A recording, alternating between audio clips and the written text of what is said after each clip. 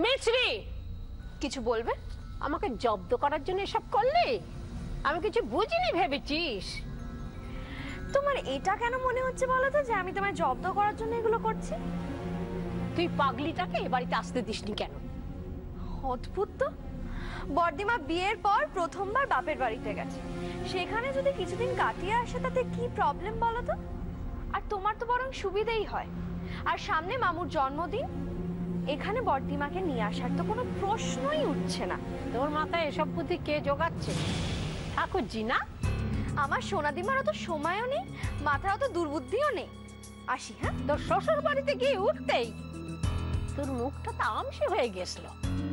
আবার পাখা গজ্জেছে বুঝি? দেখবি তোর শ্বশুর বাড়িতে আর একবার যাব। যাবে তো? এসো না, চলো আজকেই চলো আমার সাথে। আমার ননদরা তো তোমার জন্য বসে আছে, অপেক্ষা করছে যে তুমি কবে আসবে। তুই আর তোর সোনা দিম্মা দুজনে মিলে ঘট পাকানো?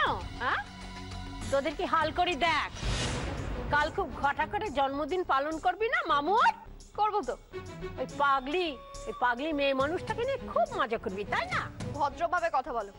আমার বর্দিমার সম্বন্ধে আমি তোমার মুখ থেকে আর একটা কথাও শুনতে চাই না। বড্ড চালাক ভেবেছিস, তাই না?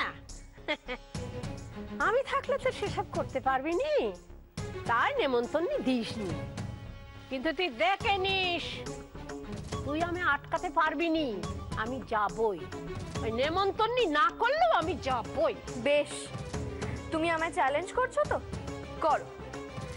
আমি জানি এরকম অনুষ্ঠানে অনেকে নেমন্তন্ন ছাড়াই চলে আসে। আর তোমার যদি মনে হয় আমার মামুর জন্মদিনে এসে তুমি পণ্ড করে দেবে অনুষ্ঠানটা, সেটা একদমই ভুল। আর তুমি যদি আমার বড়দিমাকে বারবার বিপদে ফেলার চেষ্টা করো, আমিও বারবার আটকাবো, সেটা যেন মাথায় থাকে।